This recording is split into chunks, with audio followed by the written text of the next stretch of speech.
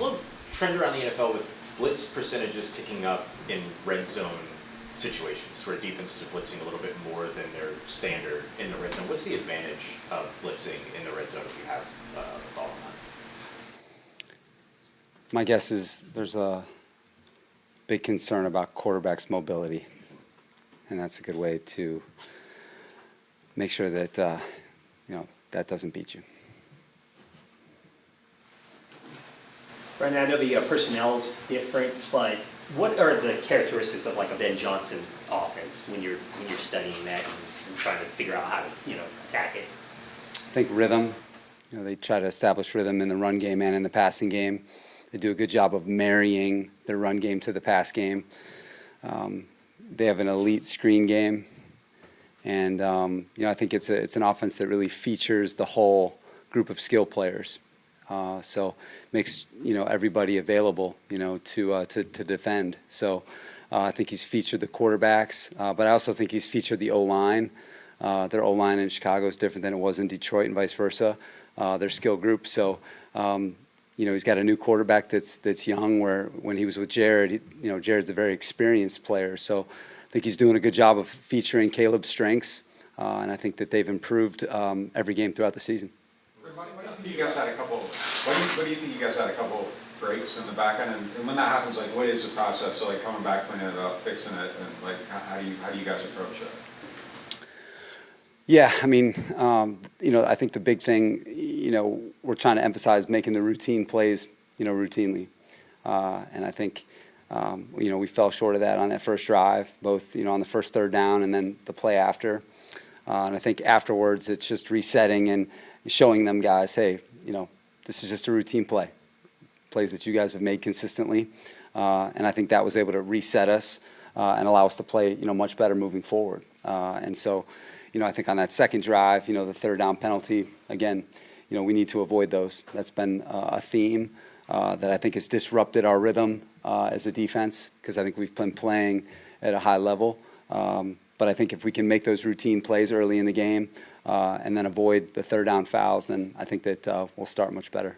It's pretty unique for you rotating in linebackers, the way Danny Stutzman and Isaiah Stalberg got those snaps, and what does that speak to you guys trying to be like, how can we develop these guys in a position that traditionally isn't a rotational position? Yeah, I think a big thing is just trying to feature our personnel. I think in Isaiah's case, it's trying to get a guy that we feel like has some third down value, some loose play value because of his speed. And then I think in Danny's case, it's more we're trying to develop a young player, and we don't want his first snap to be when it really matters. So I think that when you have rookies, young players, if you can get them some game action, it really benefits them in the long term. So they practice and they're practicing and they're practicing, but there's nothing like being out there, even if it's for a short time. So I think we're mindful of that. And it's a long season, as you guys know, and all you got to do is look at the injury reports across the NFL. Their time is coming. It's just a matter of when. And so we're just trying to make sure that they're ready. And I think the other thing is they've earned it too. These young guys, we're not just putting them out there. They've earned it on the practice field, and we think there's a benefit for it, in the long term.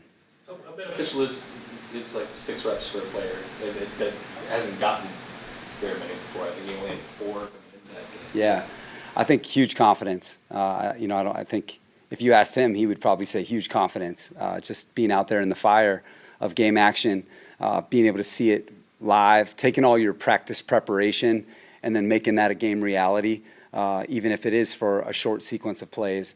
And I think that in Danny's case, he made 2 tackles when he was in there. So, hey, not only did I get some playing time, but then I made some plays while I was in there. And so I think that's huge for this week, taking the practice field, knowing, hey, I can do this. And so we think there's benefit to that. And, guys like that need to continue to improve as the season goes on. And we feel like that's a good way to do it.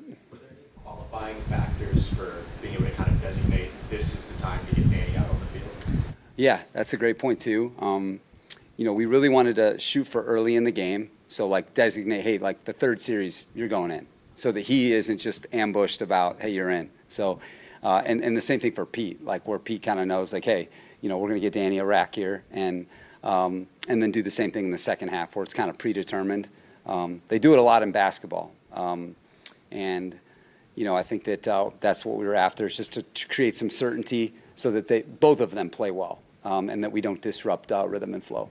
You have to, I mean, it's obviously not a normal thing for Pete to come off the field. You have to kind of have those conversations and just, make sure everyone's on the same page. Like, how does that go? Yeah, I mean, Pete was a young linebacker once too, trying to make it. And, Pete Warner's our starter. But, he's got to come off the field sometimes when we play dime and other packages, penny and stuff like that. So, again, it's just being a pro, and we're just trying to get our best guys out there, and we're also trying to develop, these guys for the long term.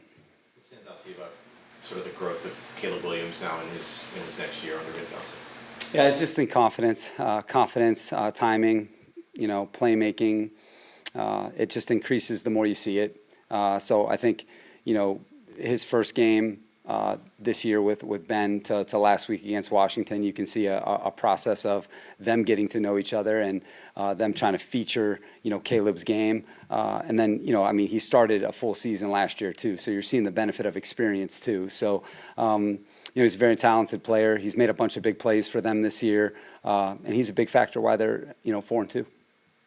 How do you think Chase Young has looked in his return?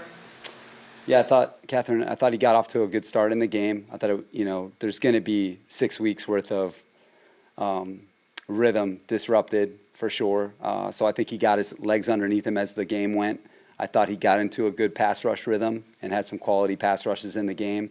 I think we're just right there to finishing a couple of them and making them big plays, but that's natural. So he's been good on the practice field, most importantly, being able to, practice fully and stuff like that. So I think you definitely, saw his presence, felt his presence in the game, and it's going to be, a big, impactful presence for us moving forward. If you guys can just almost assume that he's going to get double teams and chips and everything like he was getting last week, does that allow you to free stuff up for other guys, get them one-on-ones and... Yeah, definitely. I mean, I think, the other guys are going to benefit big. Last week, that protection system was very secure. They're going to keep a bunch of guys in. That's a hallmark of Josh and how they play. So it was going to be hard on everybody last week. I think we had our opportunities, but just in general, I mean, there's going to be a lot of attention devoted to the rush, even if you add extra rushers. So, but I think a guy like Chase is going to open up more for Brian, Carl, Cam, Shep, that group of guys, because he's a feature player, and so, I think that's what we're trying to do is activate as many quality guys as possible so that, they can't double 2 people. We try to do is get, hey, there may be a double somewhere, but hey, 3 other guys are singled, and hopefully, we're able to knock a few of those down. You were talking earlier about some of the things that maybe didn't go the way that you planned in coverage last week, but the week before that, 5 takeaways in consecutive drives.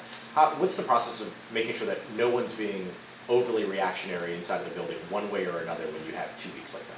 Yeah, Ross, I think it's just staying committed to the silent tape and really focusing on what the tape is telling you. And, I think in the case of the beginning of the New England game, the first 2 snaps, we felt like were really good snaps, put us in a prime position. And then, we miss a coverage pickup where we got 10 other guys doing the right thing.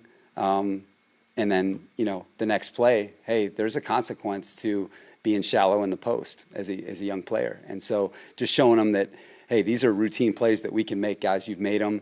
And then I think when we reset after that, we got into a much better rhythm as a team. And as I said, hopefully, as we continue to play more together, some of those rough, those valleys, some of those, plateaus, we can smooth them out. And I think our guys are seeing that. Just, hey, you focus on your assignment, play the right technique, and then trust, your 10 partners to do their part, and then this scheme will work for you. And all of a sudden, those plays that you're trying to make, they will come to you instead of you trying to force some things to happen. How do you assess kind of the contested catch situations where I think there was 2 or 3 where it seemed like really good coverage, but the ball somehow got in there anyway? Like, do you kind of have to take the good out of that? And absolutely, 100%. Yeah, have to.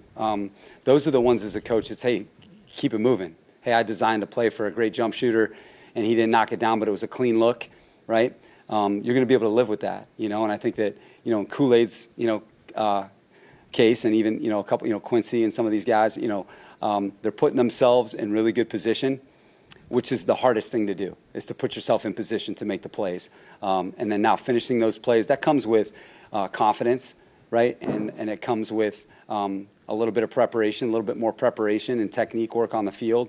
But being there in those tightly contested situations, we're going to take our guy more often than not. And those guys, as the season goes on, they're going to knock those down for us, and those are going to turn into big plays for our defense. And so, especially when they're at the beginning, that's when you got to stay with them and coach them through some of those and keep it moving. Because I think as a coach, you can live with those. Those bang plays, that's part about playing defense in the NFL. And and they're going to make a lot more of them as we get going. Do you also find that you have to kind of coach to keep folks from maybe coming out too high on the biggest moments? Like there's the avoiding the valleys, but is there something about being too high off the beats too? Yeah, 100%. I mean, I think in that Giants game specifically, there were some plays that turned out our way that we didn't execute exactly right, and so you're teaching the truth both ways. And then there's some plays that maybe didn't go how we wanted them to, that we felt like we played pretty well, like those contested catch situations. That 3rd and 9 at the end of the game, Kool-Aid's all over them, and man, we executed our play perfectly. They made a good throw and catch, a perfect throw and catch, to beat a really good play call that was executed at a high level. So, those are the ones that you don't love to lose, and we all left that field crushed about it, but I think there's a lot of positives moving forward, that our guys are right there in the fight, and against some, real quality on the other side. So we just got to stay together, stay the course, and good things will come. All right, guys. Take care. See you guys.